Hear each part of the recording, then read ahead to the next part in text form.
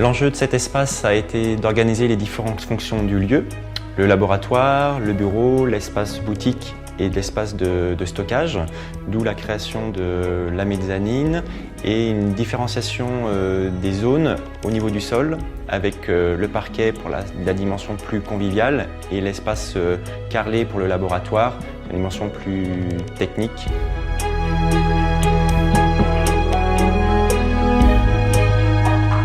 Mon activité, effectivement, c'est de m'adapter à chaque typologie de projet ou de concept qui me sont confiés.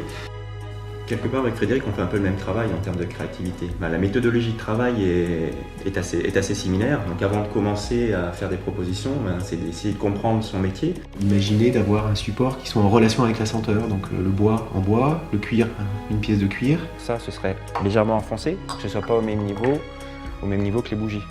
C'est une très bonne idée ça, parce qu'on joue vraiment avec... On joue avec le lieu. Mon métier, c'est de concevoir des produits, de les formuler, c'est-à-dire d'assembler les ingrédients qui les composent pour obtenir effectivement tout type de produits cosmétiques. Il faut tenir compte, quand on travaille sur les solutions mères concentrées, de ne pas dépasser le seuil de saturation. Au-delà de ce seuil de saturation, le colorant précipite et on n'a plus du tout aucune précision. Et c'est ça qu'en fait, c'est cette rencontre-là qui permet de transposer effectivement un métier très spécifique dans un environnement, un volume particulier. Moi, il y avait un côté magique de voir se construire quelque chose qui me ressemblait sans que ce soit moi qui l'ai fait.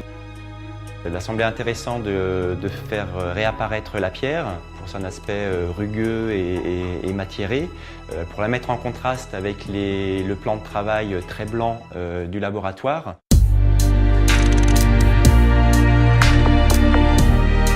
Effectivement, un laboratoire impose un certain nombre de contraintes, des contraintes de propreté, des contraintes d'ergonomie et des contraintes liées à un certain nombre d'appareillages qui sont souvent volumineux.